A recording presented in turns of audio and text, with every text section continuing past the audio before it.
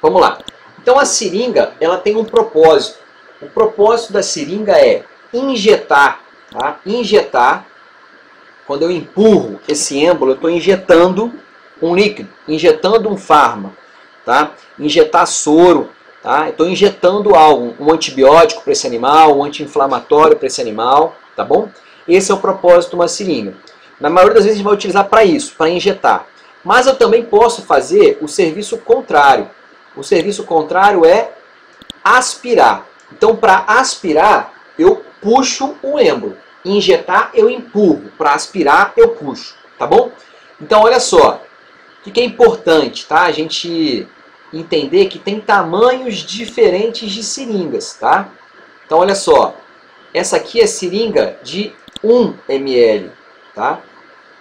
1 ml. Seringa de 3 ml.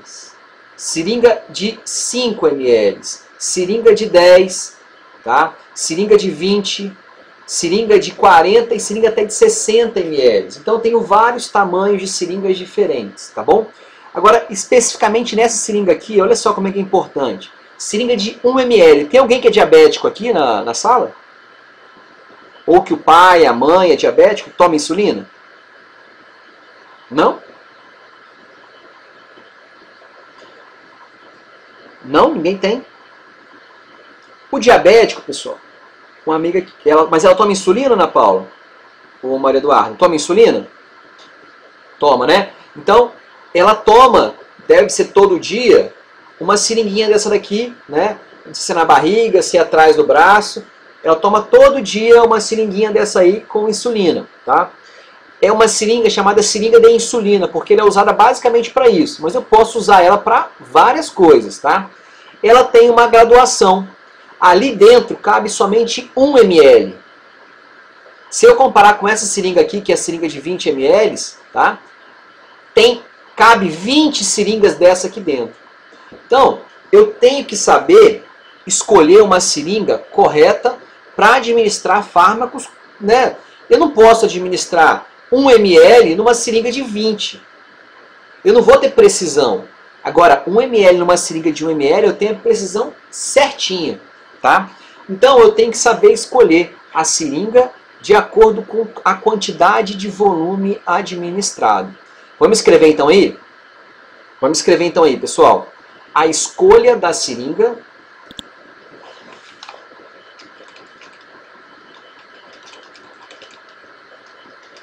é feita de acordo com a quantidade de fármaco administrado.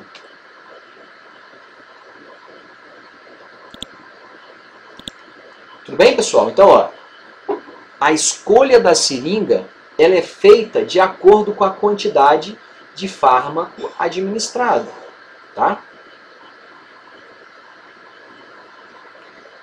É isso mesmo, Ana Paula, na barriga, né? Tá escrito aí, Carol, ó.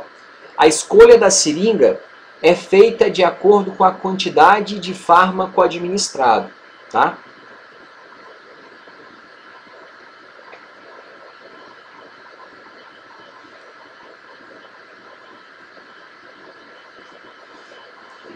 Então, uma seringa de 1 ml, tá? Seringa de 20, seringa de 5. Geralmente na clínica nós vamos utilizar seringa de 1 ml, vou até escrever aqui, ó. Geralmente na clínica, na rotina nossa, é uma seringa de 1 ml, seringa de 3 ml, seringa de 5 ml, seringa de 10 ml, opa, e seringa de 20 ml, tá? Na rotina nós vamos usar essas apresentações, tá? Seringa de 1, 3, 5, 10 e 20 ml.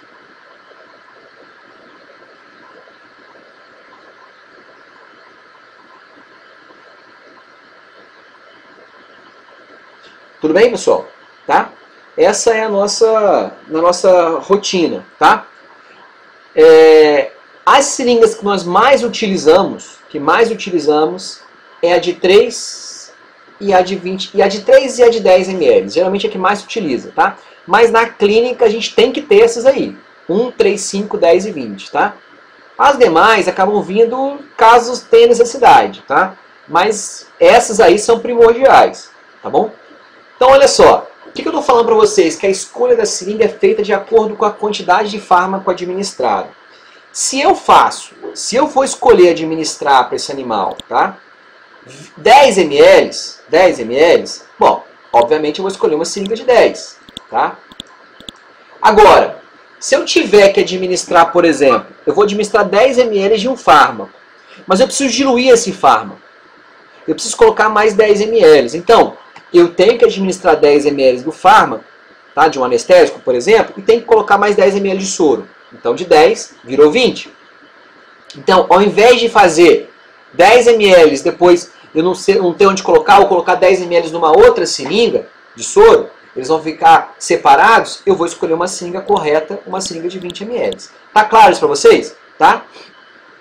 Se eu tiver que administrar, por exemplo, 2 ml, eu não vou escolher uma de 5, eu não vou escolher uma de 10, não vou escolher uma de 20, muito menos vou usar duas seringas de 1 ml.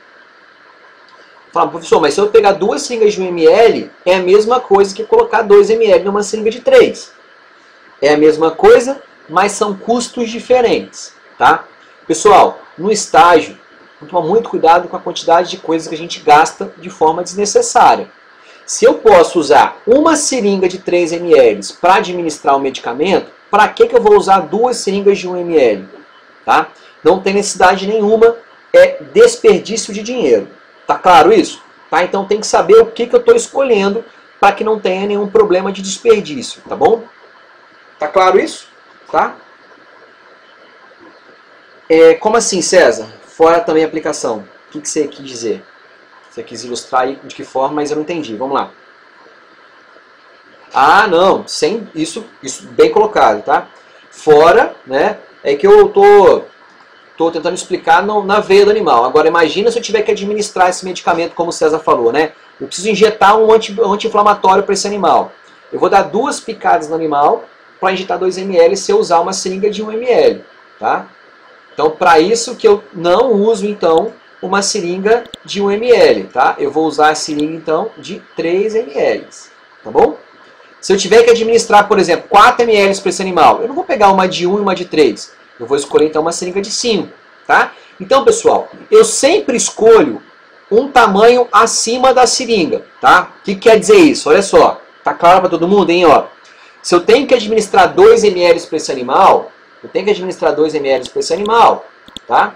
Então, eu vou administrar, ao invés de administrar 1 ml, depois mais 1 ml, eu vou escolher a de 3 ml, tá bom? Se eu tiver que administrar 4 ml, eu escolho uma de 5. Se eu tiver que administrar 5 ml, eu escolho uma de 5. Se eu tiver que administrar 6 ml, eu vou escolher uma de 10, tá? Se eu tiver que escolher 7 ml, uma de 10, 8 ml, uma de 10, 9 ml, uma de 10, 10 ml, eu escolho uma de 10, 11 ml, eu já vou para uma de 20. Tá bom? Tá claro isso? Tudo bem? Depois eu vou seguir na mesma linha. Se eu tiver que administrar, por exemplo, 25 ml de fármaco para esse animal, 25 ml de fármaco, eu vou escolher uma de 20 e uma de 5. Tá bom? Tá bom? Tá claro isso para vocês? Tá? Tem, por exemplo, se eu tiver que administrar um medicamento que não tem que ser injetado lá, perfurar a pele do animal, eu posso fazer, se eu tenho que fazer 30 ml para esse animal, eu posso tranquilamente fazer 20 ml numa seringa, usar a mesma seringa, puxar mais 10 ml, metade da seringa e fazer, sem ter necessidade de pegar duas seringas diferentes. Isso está claro para todo mundo, pessoal? Como que eu vou escolher uma seringa? Tá claro? Tá bom? Tá? Vou perguntar isso na prova, hein? Como que eu faço? Qual é o critério de escolha de uma seringa? Tá bom? Sempre o tamanho de acordo com a quantidade, do volume que eu vou administrar de fármaco para esse animal. Tá bom, né? Tá claro. Bom, vamos lá. O objetivo, então, tá? Opa, o objetivo é o sistema de administração, não precisa copiar isso não, tá? De substâncias, eles são adotadas em atividades terapêuticas e promovem a sua liberação em quantidades adequadas no organismo, para conseguir rapidamente o efeito desejado. Então, o efeito desejado em um tempo. O que quero dizer com isso, pessoal? O objetivo de escolher, então, né? O objetivo de escolher a via de administração, aqui eu coloquei um monte de seringa, mas só para ilustrar, tá? Alguém me dá um exemplo aí de via de administração de um medicamento? Como é que eu dou um medicamento para o animal? Como é que chama? Me dá um exemplo de uma via de administração. Via oral. Via oral é uma via de administração. Outra. Via oral quer dizer pela boca, tá? Da onda falou via venosa. Venosa quer dizer na veia. Tem mais alguma? Subcutânea quer dizer embaixo da pele, tá? Intramuscular quer dizer no músculo do animal. Mais alguma? Oral, venosa, subcutânea, intramuscular. Não? Tópica é uma via de administração de medicamento, tópica, tá certo, tá? Então, existem várias formas de administrar medicamento para os animais, tá bom? Então, as mais comuns aí a gente já falou, tá? A dermal, tópica e dermal acaba ficando ali entre elas, tá? Tem uma pequena diferença que veremos para frente, tá? Mas seria basicamente a mesma coisa. Basicamente, tá, Dalton? Mas tem uma diferençazinha ali depois que a gente vai comentar, tá? Mas vamos lá, pessoal. Então, eu preciso escolher a via de administração que eu vou fazer para esse animal. Se eu vou escolher, por exemplo, via oral, eu tenho que entender que tem, tá, prós e contras do medicamento por via oral. Se eu for escolher a via endovenosa, ou seja, na veia do animal, tem prós e contras. Se for subcutânea, a mesma coisa. Intramuscular, a mesma coisa, tá? Então, tomar muito cuidado, porque não é porque é medicamento que eu posso fazer de qualquer jeito. Tem formas específicas para administrar medicamento para os animais, tá bom? Bom, o que eu estou querendo dizer com isso? A duração da resposta terapêutica depende da concentração que o princípio ativo atinge o seu sítio de ação, o seu local de ação, tá? Isso eu preciso que vocês copiem. Vamos escrever aí, pessoal? A duração da resposta terapêutica a duração da resposta terapêutica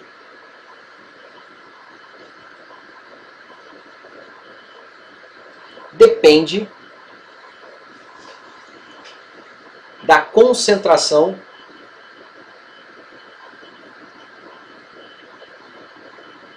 que o princípio ativo atinge em seu local de ação. Beleza? Tá? Então, a duração da resposta terapêutica depende da concentração que o princípio ativo atinge o seu local de ação. O que quer dizer com isso, pessoal? Opa, desculpa. O que quer dizer com isso? Tá? Já falei para vocês, né? O que quer dizer quando uma região está inflamada? Alguém lembra? Inflamado quer dizer o quê? Já falei isso, já? Para vocês? Para todos, né? Para a turma mais antiga, com certeza, mas para os mais novos, eu falei? Sinais da inflamação? Já, né, Catarina? Já falei, eu também acho. Vamos lá. Quais são os sinais da inflamação, pessoal? Dor, boa. O que mais? Calor. Quente, né? Rubor, já falaram ali. O que mais? Inchaço, né? Edema ou inchaço. A gente chama também de tumor. Vermelhidão é o rubor. Faltou um. Isso, César. E por último, perda das funções. Tá bom? Isso tudo quer dizer que está inflamado. Tá? Ou inflamação, né? Então, uma região inflamada ou uma região que está com uma inflamação, tem essas situações, tá? Então vamos pensar o seguinte, olha, o seu cachorro estava andando, estava brincando, estava correndo, e ele foi lá e bateu no carro que estava no meio da rua. Não foi nem atropelado, ele atropelou um carro, tá? Primeira coisa que acontece, né? Ele bateu a cabeça. Então, a região do olho dele ficou inflamada. Não teve perfuração nenhuma, mas teve inflamação ali naquela região, tá? Eu preciso fazer, então, se a região está inflamada, qual medicamento que eu administro para esse animal? O que eu administro para uma região que está inflamada? O que eu dou para esse animal? Um anti-inflamatório. Boa, Ana Paula. Tá? Agora, eu administrei um anti-inflamatório por via oral, seja pela boca. Tá bom? Então, se eu administro esse medicamento pela boca, da boca ele vai chegar no estômago, do estômago vai para o intestino e vai ser absorvido. Tá, mas a região que está inflamada não é o estômago e não é o intestino. Tá claro para vocês? Então eu tenho que fazer com que o antibiótico vá até a região que está inflamada. Tá claro isso para vocês? Isso que eu estou falando para vocês é o sítio de ação ou o local de ação. Então, para o medicamento funcionar, depende da concentração de medicamento no sítio de ação. Então, se o local tiver infeccionado, tá? Eu tive uma reinfecção bacteriana na pata desse animal. Esse animal pisou num prego, infeccionou. Eu preciso que o antibiótico chegue na pata. Eu dou o antibiótico pela boca desse animal. Vai chegar o antibiótico na corrente sanguínea e a corrente sanguínea tem que encaminhar esse antibiótico para o local de ação, para o sítio de ação. Tá claro isso para vocês? Tá? Todo mundo conseguiu entender? O que é concentração e local de ação ou sítio de ação? Tá claro? Ou não? Quer que eu repita? Beleza? Tudo bem? Então olha só, vamos pensar o seguinte, olha. Quando você está lá, andando, jogando bola, você torceu o pé. O que você toma? O que você faz no seu pé quando está doendo? Estava andando de salto aí, torceu o pé. O que vocês fazem? Repito, Juliane, repito. Só completar esse raciocínio que eu repito para você, tá?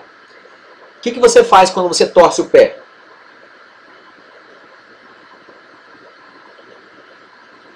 Ninguém torceu o pé aqui?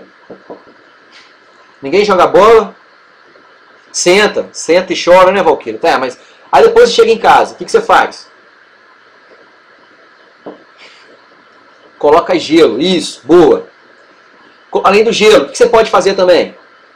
Além do gelo, o gelo é muito importante. Passa pomada. Analgésico, senhor. Tomar analgésico? Também, mas olha lá, olha só, isso que eu queria dizer, ó. O João falou que ele passa pomada, né?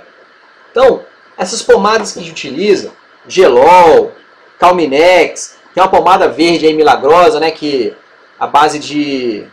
fugiu o nome dela, né? Mas ela tem o cânfora, base de cânfora, né, que tem um cheiro forte. Essas pomadas, de forma geral, elas vão agir, tá, como um anti-inflamatório tópico. Tá? O Calminex, já ouviram falar do Calminex? Né? Calminex, o Gelol, esses medicamentos, eles vão agir de forma tópica.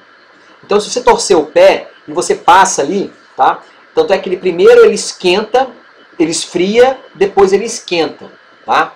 Então, ele faz com que diminua a inflamação. A mesma coisa acontece quando você coloca gelo. O gelo é um anti-inflamatório natural. O gelo funciona muito bem nas 48 horas iniciais. Diminui o inchaço, diminui a inflamação. O gelo, pessoal, vamos escrever aí, olha. O gelo é anti-inflamatório natural. Gelo. Ele é um anti-inflamatório natural, tá? Ele diminui a dor, o edema, o rubor e, obviamente, o calor, tá? Ele vai diminuir. Então é muito importante usar gelo. E gelo nas 48 horas iniciais. Não pode passar disso. Mais de 48 horas é bobeira, tá bom? Só que gelo, pessoal, se você colocar gelo em excesso, no seu pé, por exemplo, né, quando começa a incomodar, você tira. Toma muito cuidado quando for aplicar no animal, tá? Gelo provoca queimadura, tá? Então cuidado quando for usar gelo, usar com critério, tá bom? O Valquíria, o gelo ele tem essa propriedade específica, tá? O gelo ele faz, vou explicar para vocês, ó. Por que ele diminui a dor, tá? Por si só, ele diminui, ele faz vasoconstrição. Quando você coloca a sua mão numa água muito gelada, ela não fica dormente, tá? Ela fica dormente, e essa dormência é porque diminui a circulação sanguínea, diminui toda a questão de terminações nervosas. Por isso que é importante você usar o gelo para diminuir a dor. E sem contar que ele é natural praticamente, ele é natural, né? O gelo tem na natureza por si só. E ele é muito bom, é um anti-inflamatório natural. O gelo, tá? Ou frio de forma geral, tá? Ele vai diminuir a dor. O edema, o rubor e o calor é também devido à vasoconstrição. Por que causa edema, pessoal, quando você torce o pé? Por que ele... vou chegar aí, Milena. E vou explicar depois a bolsa de água quente, tá? O rubor, o edema, o inchaço, ele acontece por quê? Quando você torce o pé, você tem um monte de terminações nervosas no seu calcanhar, no seu tornozelo, tá? Um monte de terminações nervosas e um monte de veia e vaso. Quando você torce, você rompe um monte de veia e um monte de vaso. Tanto é que ele fica depois de um tempo roxo onde você torceu, tá? Quando você põe o gelo logo que você torce, você impede que saia sangue, que gere uma hemorragia interna. Você não vai morrer por causa dessa hemorragia interna, porque ela é pequena, mas ela vai fazer com que fique demasiado, que fique inchado essa região. Quando você põe o gelo, você impede que inche, que cause edema. Por isso que é importante, o gelo, além de diminuir a dor, ele é um analgésico natural, ele diminui o edema e, consequentemente, o rubor e o calor, tá? Por isso que o gelo é importante. Agora, alguém falou, e aquela bolsinha de água quente, tá? A bolsa de água quente, ela é feita para ser utilizada numa situação depois de 48 horas. Por quê? Se você põe calor assim que você torcer o pé, tá? Você vai fazer tudo, com tudo isso aqui aumente. O calor, ele vai aumentar a dor, o calor vai aumentar o edema, vai aumentar o rubor e vai aumentar o calor, tá? O calor de forma geral. Por quê? Se está começando a vazar sangue, se você coloca calor, o calor faz vasodilatação, então vai vazar mais sangue ainda, vai ficar mais inchado ainda, tá? Depois de 48 horas, aí sim ele funciona porque já parou de ter o edema, parou de inchar, mas ele ainda está inchado, você não botou gelo no início. Aí você vem com uma compressa de água quente, para quê? Para fazer com que suma aquele edema. Aí sim ele funciona, tá? Mas para o trauma, nas 48 horas iniciais é gelo somente, tá? E cuidado porque gelo queima. Isso vale para fratura também, tá? Isso vale para fratura também, porque diminui a dor, diminui o edema, tá? Então vale para qualquer tipo de trauma. Primeiro gelo, depois água quente, tá bom? Tá? Então, quem tem fibromialgia, já falei nessa doença, né? Dói muito os ossos, as articulações, né? Uma dor muito, muito grande. Tudo que é calor, tudo que você coloca a compressa de água quente aumenta essa dor, tá? Então você tem que fazer compressa de água fria. Vamos ver, o Valquíria fez uma pergunta aqui.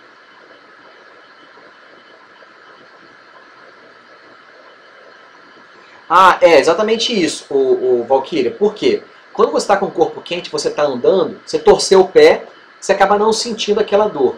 Por que você vai sentir quando você deitar, tomar um banho, deitou, quando você deita na cama, aquela dor vem forte, né? Por que acontece? Isso aqui, olha, você sente aquela dorzinha quando você torceu, mas depois passa. Mas o edema, o rubor e o calor, eles estão ali sendo provocados.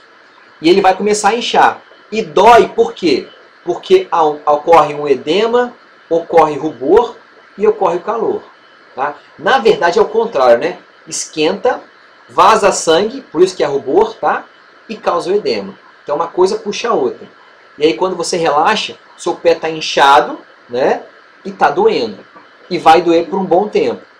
Se você não fizer repouso, lógico, né? Se você fizer repouso, dói menos, tá?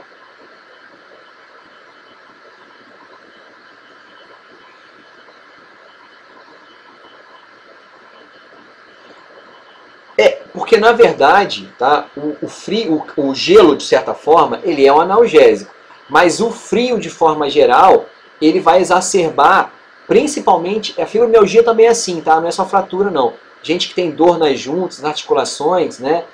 Fugiu o nome da doença agora, fugiu o nome da doença, que os ossos, né? Dói muito nos ossos de forma geral. Nossa, fugiu o nome. E as fraturas de forma geral também ficam mais sensíveis no frio porque a sensibilidade aumenta, tá? O frio, o gelo, de certa forma, ele é um analgésico, mas o frio aumenta a quantidade, aumenta a sensibilidade da dor, tá? O limiar da dor nosso fica mais baixo, tá? Nossa, fugiu o nome da doença. Tá? Mas são doenças também que toda vez que tem o frio, ela exacerba, ela aumenta. Tá? Bom, reumatismo, professor? Reumatismo. Alguém me ajudou aí? É isso aí, reumatismo. Nossa, não estava lembrando de jeito nenhum. Tá? Quem tem reumatismo sofre muito com isso. Artrite também. Artrite, artrose, né? Essas doenças inflamatórias, elas geram uma dor muito exacerbada, muito grande. Tá? Eu não lembro quem pediu para eu repetir alguma coisa, que eu também não lembro o que era. Fala pra mim aí, o que vocês querem que eu repita? O que foi, Juliane? Você lembra? Eu acabei falando depois? Essa parte que depende da concentração e do local de ação. Ah, tá bom, vamos lá. A quantidade de medicamento que é dada para o animal, tá? Ela vai depender da quantidade de medicamento que vai chegar no sítio de ação. Tá? Então a quantidade de medicamento que você dá para o animal depende da quantidade que vai chegar no sítio de ação. O que eu quero dizer com isso? Tá? Se o animal torceu a pata e você está dando medicamento por via oral, ele tem que ser calculado de acordo com a quantidade de medicamento, no caso de um anti-inflamatório ou de um analgésico, que vai chegar na pata do animal. Por que eu estou falando isso? Se você administrar um medicamento por via venosa, ele funciona de uma forma. Pela boca, funciona de outra. Se você aplicar tópico na lesão, uma outra forma. Tá certo? Então, isso vai fazer com que você aumente ou diminua a dose do medicamento administrado. Tá? É isso que eu quis dizer na quantidade de medicamento administrado para o animal. Tá? Bom, só mais o último slide, pessoal, para a gente terminar. Já está quase no horário já, né? Bom, essa concentração, tá? E aí tá, Juliana, olha só. Ela vai depender, copiem para mim aí, olha, da dose administrativa, quantidade absorvida, velocidade de distribuição e quantidade eliminada no organismo, tá? É isso que vai diferenciar se eu vou dar mais ou dar menos medicamento para esse animal, tá? Próxima aula eu explico aí cada um deles, tá?